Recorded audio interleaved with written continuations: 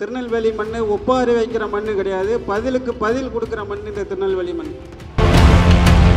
இந்த ஆதிக்க வெறி பிடிச்ச சனாதன கும்பலுக்கு நாங்கள் சொல்கிறோம், அண்ணன் திருமா அவர்களுடைய வாகனத்தை மறித்து பாரு.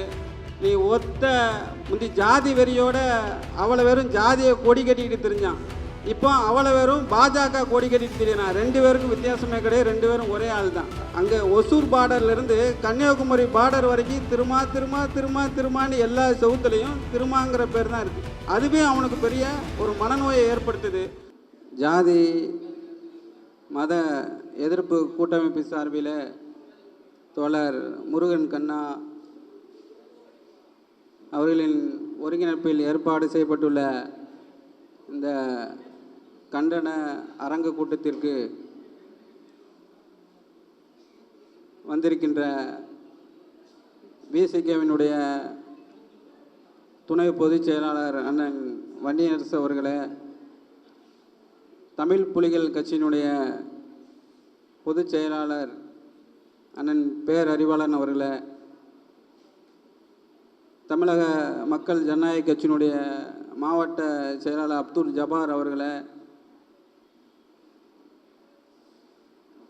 சமூக நீதியே எங்களின் போராட்டம் என்று தொடர்ந்து எங்களோடு களமாடி கொண்டிருக்கின்ற அத்துணை தோழர்களுக்கும் என்னுடைய மாலை நேர வணக்கத்தை தெரிவித்துக் கொள்கிறேன். இந்த அரங்கு கூட்டனால நான் எப்போதுமே வரமாட்டேன்னு சொல்லிடுவேன். ஏன் அப்படின்னா, இந்த அரங்கு கூட்டனால நல்லா அறிவாக பேசுகிற 5 பேரை கூப்பிட்ருவாங்க, அவங்கள முதல்ல பேச விடுவாங்க, அவங்க எல்லாத்தையும் பேசிடுவாங்க. நம்ம அடுத்து என்ன பேச போகிறோம்னு நம்மளுக்கு தெரியாது, பேசையும் வாய்ப்பு இருக்காது. இங்கே எல்லாருக்கும் தெரியும் நம்மளாம் ஏன் கூடியிருக்கோம் அப்படின்னு. இங்கே வந்து அண்ணன் திருமா அவர்களுடைய வாகனத்தை யாரோ ஒருத்தன் மறிச்சிட்டான், அதனால் அவனுக்கு கண்டனம் தெரிவிக்கிறோம் அப்படின்லாம் இல்லை.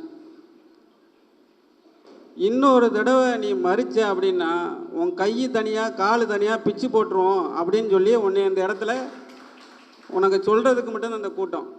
இங்கே வந்து இது ஒப்பாரி வைக்கிற கூட்டம் இல்லை. அதுபோக இந்த மண் திருநெல்வேலி மண் ஒப்பாரி வைக்கிற மண் கிடையாது, பதிலுக்கு பதில் கொடுக்குற மண் இந்த திருநெல்வேலி மண். அதனால் இந்த மண்ணிலிருந்து இந்த ஆதிக்க வெறி பிடிச்ச சனாதன கும்பலுக்கு நாங்கள் சொல்கிறோம், நீ இன்னொரு தடவை அண்ணன் திருமா அவர்களுடைய வாகனத்தை மறித்து பாரு. நீ ஒத்த பாரதிய ஜனதாக்காரன் ரோட்டில் வேட்டி இல்லாமல் தான் அலைய முடியும், உன் வேட்டியை உறிஞ்சிவிடுவோம்.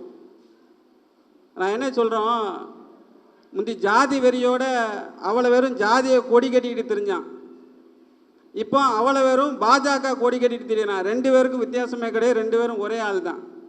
முன்னாடி அவன் என்ன செஞ்சான், அருவா கத்தியோட தெரிஞ்சான், இப்போ என்ன செஞ்சான், கயிறில் மஞ்சள் கயிறு கட்டிக்கிட்டு பாரதிய ஜனதா கட்சியின் பொறுப்பாளர்னு சொல்லிட்டு தெரியறான். ரெண்டு பேருக்கும் பெரிய வித்தியாசம்லாம் இல்லை. அவன்தான் தமிழ்நாட்டிலேயே ஒரு ஆளுமையான ஒரு தலைவர் வண்டியை ஒத்தையில் அப்படியே போய் நின்று இப்படி போஸ் கொடுக்குறானே, இவன் எப்படி இவனே மாதிரி ஒரு பைத்தியக்கார பையன் தான் அங்கே உச்ச நீதிமன்ற நீதிபதியை செருப்பை கொண்டு எறிகிறான்னா, இதுக்கும் அதுக்கும் பெரிய வித்தியாசம் இல்லை. இவனும் பாரதிய ஜனதா சங்கி தான், அவனும் சங்கி தான். என்ன இவன் வந்து ஏடிஎம்கேல இருக்கிறான், ஏடிஎம்கே காரனும் பாஜக காரன் தான், பாஜக காரனும் ஏடிஎம்கே காரன் தான். ரெண்டு பேருமே தமிழ்நாட்டில் ஒன்றா கலந்துட்டானுங்க. ஏற்கனவே இந்த ஜாதி வெறி பிடிச்சவனுக்கு கூட சண்டை போட்டோம், அவனுங்களை நம்மளுக்கு தனியாக தெரியும். இவன் இந்த ஜாதிக்காரன், இவன் இந்த ஊரில் நம்மளை வெட்டணும்னு நினைக்கிறான், அடிக்கணும்னு நினைக்கிறான், ஒடுக்கணும்னு நினைக்கிறான், இவன் இந்த ஜாதிக்காரன், இவன் நம்மளை வெட்டணும் குத்துணும்னு நினைக்கிறான்னு சொல்லி நம்ம கண்டுபிடிச்சிடலாம். ஆனால் இவனுக்கு எல்லாரும் சேர்ந்து பிஜேபின்னு ஒரு அடையாளத்தோடு வரும்போது அது கொஞ்சம் சிரமமான ஒரு காரியமாக தான் இருக்குது. ஏன்னா அவனுக்கு ஆள் பலம், அதிகார பலம், பணபலம் எல்லாமே இருக்குங்கிற ஒரு தைரியம். அந்த தைரியத்தின் வெளிப்பாடு தான் அண்ணன் திருமா அவர்களுடைய வாகனத்தை மறிச்சது. இதை இப்படியே கடந்து போயிட முடியுமான்னா, அப்படியெல்லாம் கடந்து போனால் தவறாக போயிடும். ஏன்னா நீங்கள் ஒரு 30 ஆண்டு கால வரலாறை எடுத்துக்கோங்க. அரசியல் வரலாற்றில் அது தேவேந்திர குல வேளாளர் சமுதாயத்தை சேர்ந்தவங்களாக இருக்கட்டும், பறையர் சமுதாயத்தை சேர்ந்தவங்களாக இருக்கட்டும், இல்லை அருந்தர் சமுதாயத்தை சேர்ந்தவங்களாக இருக்கட்டும், இதில் அனைத்து சமுதாய தலைவர்களை, அரசியல் பண்ணுற தலைவர்களை நீங்கள் ஒரு கணக்கு எடுத்துக்கிட்டோம்னா அதில் இன்றைக்கி முன்னோக்கி பல தடைகளை தாண்டி இன்றைக்கி பாராளுமன்றம் வரைக்கும் போய் பேசியிருக்கிறாரு அண்ணன் திருமா அவர்கள். அவன் என்ன நினைக்கிறான் அப்படின்னா, அண்ணன் திருமா அவர்களை பறையர் சமூகத்தினுடைய தலைவராக நினச்சிருந்தாங்கன்னா அவன் வன்னியரை வச்சு சண்டை போட்டு அந்த பிரச்சனையை அப்படியோட நிப்பாட்டியிருப்பான். ஆனால் அவரை தமிழ் இனத்தோட ஒரு தலைவர்னு அவன் தெரிஞ்சுக்கிட்டான். அதனால் மட்டும்தான் அவன் பிஜேபி காரனை வச்சு அவன் அந்த எதிர்ப்பை கொடுக்குறான். அவரை ஒரு ஜாதிய வட்டத்துக்குள்ளே அடைக்க நினச்சா அவனுக்கு ஒரு ராமதாஸ் மட்டுமே போதும், ஒரு காடு வெட்டி குரு போதும். ஆனால் அவனோட எண்ணங்கள் ஃபுல்லாக என்னவா இருக்குது, இவர் அங்கே ஒசூர் பார்டர்லேருந்து கன்னியாகுமரி பார்டர் வரைக்கும் திருமா திருமா திருமா திருமான்னு எல்லா செவுத்துலேயும் திருமாங்கிற பேர் தான் இருக்குது. அதுவே அவனுக்கு பெரிய ஒரு மனநோயை ஏற்படுத்துது. அதனுடைய வெளிப்பாடு தான் இப்போ ஹெச் ராஜா முட்டா பையெல்லாம் என்ன செய்கிறான், சினிமாவில் நடிக்க வந்துட்டான். அவங்களுக்கு ஜீரணிக்கவே முடியல, சில விஷயங்களை ஜீரணிக்கவே முடியல. அண்ணன் திருமா போன்ற ஒரு ஒரு 500 பேரை நீங்கள் இந்த சொசைட்டியில் பார்க்கலாம். நீங்கள் மற்ற தலைவர்கள் பார்த்தீங்கன்னா அவங்க இண்டிவிஜுவலாக இவர் இப்படி தான் இருப்பான்னு கணிக்கலாம், அந்த தலைவர் இப்படி தான் இருப்பார், அவரை மாதிரி இங்கே வேற ஒரு டிட்டோ யாரையுமே நீங்கள் பார்க்க முடியாது. ஆனால் அண்ணன் திருமா அவர்கள் இந்த குளோனிங் முறையில் உருவாக்கி விட்ட மாதிரி தமிழகத்தில் மாவட்ட செயலாளராகவோ மாநில பொறுப்பாளரோ ஒரு 500 பேர்த்தை உருவாக்கி விட்டுருக்காரு. அவன் அந்தந்த மாவட்டத்தில் களமாடுறான். இதுதான் இந்த சனாதன கும்பலுக்கு அச்சுறுத்தலாக இங்கே மாறிடுச்சு. அப்போ திருமாவை கை வச்சாதான் இந்த ஒட்டுமொத்தமான பிரச்சனைகளை நம்ம முடிக்க முடியுங்கிற அந்த எண்ணம் தான் அந்த அவன் வண்டியை மறிச்சது. சரி, வண்டியை மறிச்சிட்டு போகிறான், அது கூட எதர்ச்சியாக நடந்துச்சுன்னு விட்டுருந்தாலும் அதுக்கு வரிஞ்சு கட்டிட்டு வந்தான் பாருங்க, அவன் எவன்லான்னு அதை தான் நம்ம பார்க்க வேண்டியிருக்கு. அவன் யார் அப்படின்னு பார்க்கும்போது ஒரு பக்கம் அந்த வண்டியை மறித்தவனோட ஜாதிய பின்புலத்திலிருந்து வர்றவன் ஃபுல்லாக ஒரு டீம் ஃபார்ம் பண்ணுறான்.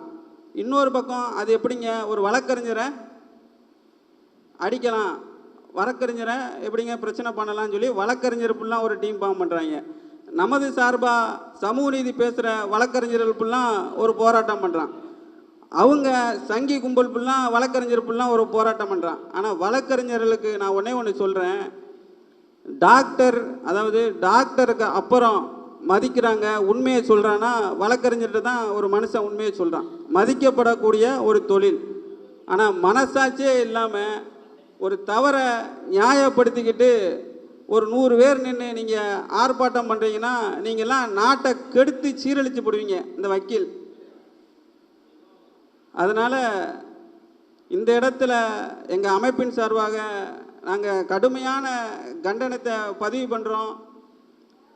இதற்கு மேல் அண்ணன் திருமா அவர்கள் மீதோ சமூக நீதிக்கு சமூக நீதிக்காண்டி குரல் கொடுத்து கொண்டிருக்கின்ற எந்த தோழர்கள் மீதுமாவது உங்களுடைய வன்மத்தை செலுத்தணும்னு நினச்சிட்டு இருந்தீங்கன்னா தென் மாவட்டம் இல்லை தமிழகம் முழுவதுமே நீங்கள் நடமாட முடியாத ஒரு சூழலை இந்த தமிழர் ஆட்சிக்களமும் இந்த சமூக நீதி கூட்டமைப்பும் உருவாக்கும் என்று சொல்லி வாய்ப்புக்கு நன்றி கூறி விடைபெறுகின்றேன். நன்றி, வணக்கம்.